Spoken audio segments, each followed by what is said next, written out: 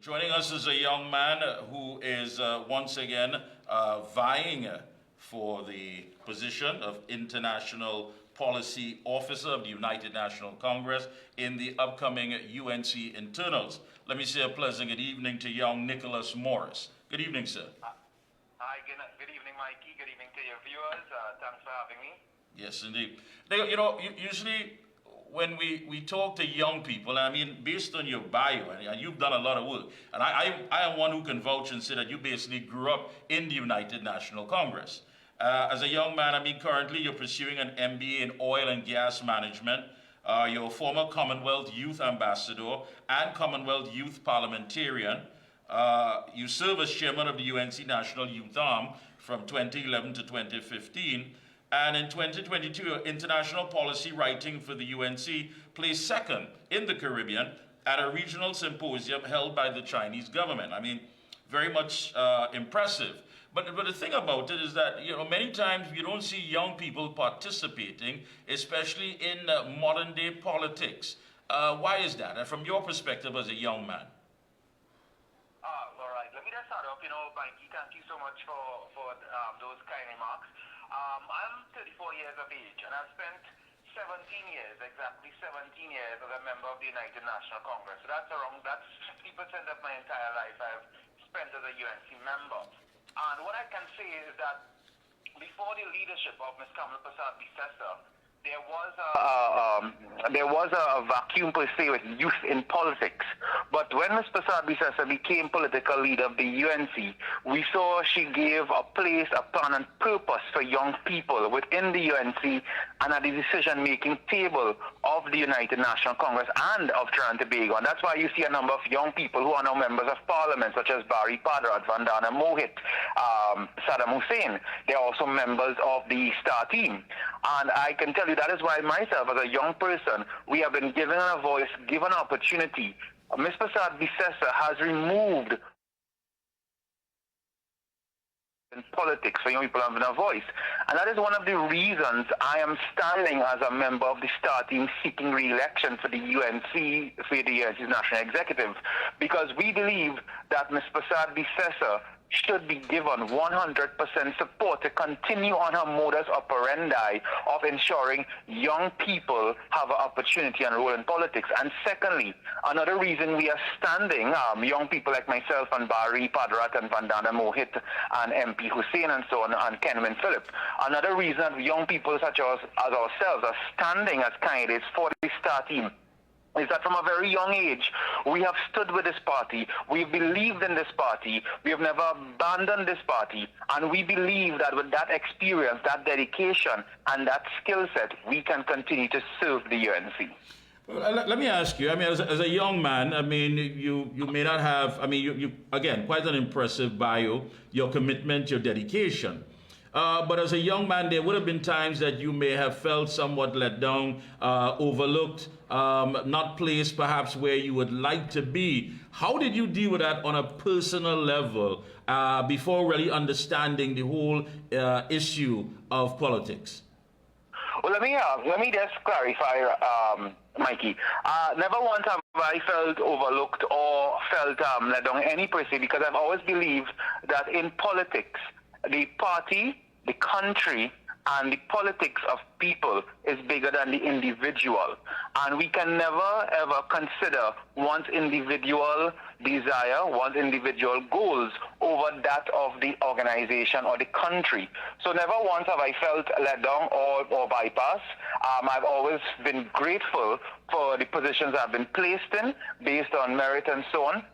And I believe that Ms. Prasad Bissessar has been the type of political leader that has placed people in the positions based on the goals of the organization, based on the policies and desires of the country, and also based on hard work. And I just want to put that there. One of the key facets of our STAR team is that we believe that Kamala Prasad Bissessar has given the children of the UNC, and when I say children, not just in terms of the youth, but in terms of the people, the activists, that their rightful positions to be part of the politics.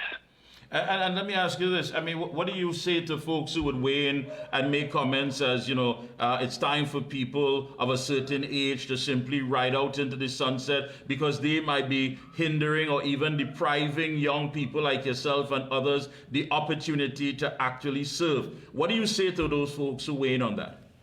I think folks who talk about people riding out and people being past their prime and age are totally misguided. You see, well, let's address this in four things. One, politics, especially the UNC politics under Ms. Prasad Bisesa and the outgoing national executive, or those who have been previously elected on a star symbol.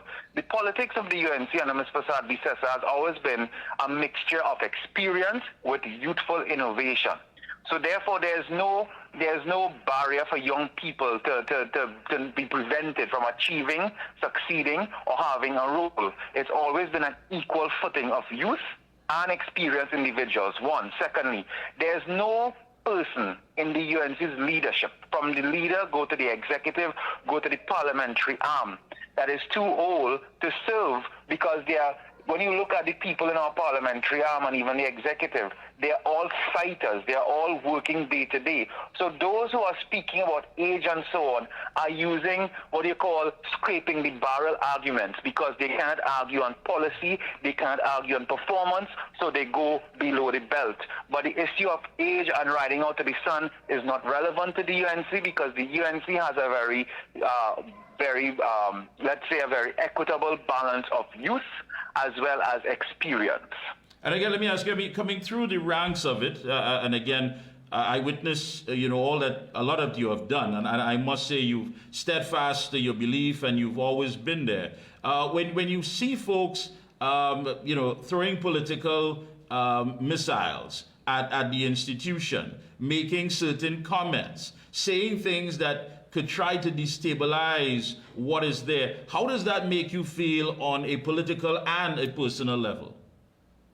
Mikey, I'll tell you one thing. I started in this party in 2007, around there, at a very, very tough time for this party. This party would have been facing the challenge of the Congress of the people and so on. And so starting off in a young age, we grew up in what you call the battleground of trying to fight to save the UNC. And today when I see people ill-speak the UNC membership and the party, it hurts me, because this party is the only defense against a draconian PNM. This party has always been the only institution that has fought for the grassroots, fought for the business sector, and fought for every single person, regardless of your race, religion, culture, education background, or even your location. And it hurts me to see when people try to put their personal egos, personal ambitions above the whole by ill-speaking the whole, because this UNC, Mikey. And Mikey, you are one of those people who have really, made this party great by standing with us through those tough times. So it hurts me when they try to ill-speak the organization, because this organization has stood strong through the toughest of times. And again, when you hear statements being made such as young people don't know what they want, young people have no idea what it takes when it comes to sacrifice. I have a 19-year-old, and I ask him, I say, what do you look at as far as news and current affairs? But yeah, he looks at it from a global perspective, and there are many young people who would say, regardless of how it is or how it looks, I don't believe I can make a change. I don't believe I can make a difference, because at the end of the day, that's just how the system is. How do you deal with something like that? I'll deal with it in three ways. Let me first say that I think young people now in the country feel a bit demoralized, not because of anything with the UNC, because of the government. A lot of young people feel disenfranchised. But the UNC, when the UNC was in power, young people had that place, that purpose, that opportunity. What I can say now, Mikey, is that the political leader of the UNC, Ms. Kamala Prasad Bisesa, even last night, she spoke about what, that catchment called Gen Z at her speech at the Signature Hall. And she was telling the population how she is committed to every sector of youth, every generation, and so on. And this star team, when we are victorious, not once, but when we are victorious on June the 15th, will renew our commitment to young people. Because when you look at this star team by itself, Mikey, any young person who feel that they don't have a role in politics can look at this star team and they will see Vandana Mohit, youngest mayor in this country's history back in 2019. That is one, and she's still one of the youngest MPs under 35 in our parliament. Khadija Amin, youngest councillor in this country's history when she was elected local government councillor. Today, she's still one of the youngest members of parliament in our parliament. Barry Padrat in 2015 went in as the youngest member of parliament. Right, and young Saddam Hussein, also under the age of 35, serving as a member of parliament. Kenwin Phillips, also a young person serving as a chairman of a regional corporation. So any young person out there should not feel disenfranchised because of what is taking place from the government level. Know that the opposition, the United National Congress as a party and as a parliamentary opposition, has a place, a plan, and a route for young people to be that solution. And that is actually the foundation of the STAR team.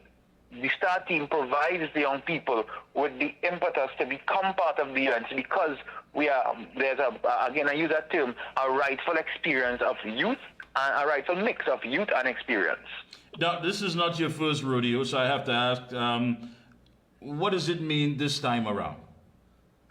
This time around for me, Mikey, I think for me personally, this is the most important internal election we have faced as a party. I'll tell you why this one means a lot. Mikey, everyone would agree that this country is in a bad position. But you know what? The UNC is on the way to saving this country. And I'll tell you, this is not emotion, this is fact speaking. In 2023, the UNC made significant inroads in the local government elections.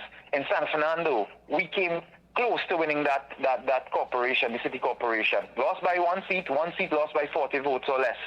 Then in Arima, Mikey, never have you seen the PNM been threatened as they were in Arima by the United National Congress. Mikey, in Five Rivers, the UNC, again, made significant inroads. When you look at the record of the UNC from 2020, right after that 2020 general election, Mikey, when there was that by-election in Arima Central, the UNC won it. The point I'm building here is that the UNC has defeated the PNM in their own territory from 2020 to now, and we are on that path to victory. It is very sad, very, very sad that we are on the runway. The plane is on the final meters of the runway to take off, and colleagues have come from behind and stoned the plane. That is what has been done here, right, Mikey? That is what has been done here. It hurts to know that we are so close to taking the PNM out, and some colleagues have put their own self-interest based on falsities, fallacies, and fiction to try to derail the UNC. But I can tell you something, Mikey.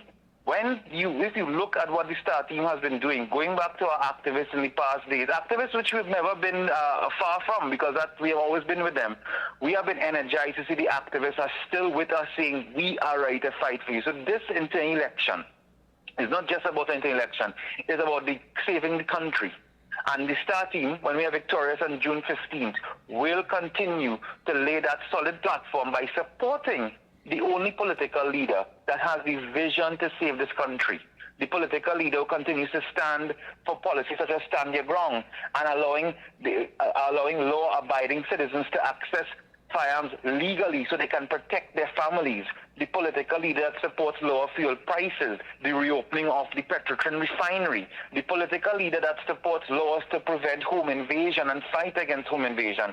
This is what this STAR team will support and will work with our political leader to ensure occurs. And that is why this particular internal election is not only important to me and means a lot to me, it means a lot to every 17th member of that STAR team, because we know this is about saving Trinidad and Tobago. Let me ask, listening to you, it says quite a lot. What motivates Nicholas Morris? You know, Mikey, what motivates Nicholas Morris is that I see the hardship of other people. We all live hard. We all have that hardship, right? I see the struggle that many families are facing. And what motivates me is the ability to go and make some difference in their lives by contributing to an organization that cares for them, that is the UNC. What motivates me is giving some small form of fashion, working with a political leader who cares for this country. So what motivates me is that knowing that I am part of the solution, part of an organization that represents hope. And that is what June the 15th represents for me and all other 16 of my colleagues who make up the 17 members of the STAR team. All right. I'm going to give you a few seconds to address the members. Do your thing. Look, Mikey, thank you for having me. I want to tell the members of the public, I want to thank all of you, especially the UNC members who would have supported the STAR team in previous inter elections. I thank you. We have made our party stronger. We ask you for that support to remain with us so we continue not only to make Trinidad and Tobago, not only to make the UNC an institution of hope, but really make Trinidad and Tobago a better place based on the policies of Kamala Persad-Bissessar, who continues to be the only leader fighting for Trinidad and Tobago. Mr. Morris, I want to thank you so much. Best of luck to you and your entire team. Keep up the good work, and we'll be talking after the 15th of June. Thank you, Mikey. God bless you. Thank you so much.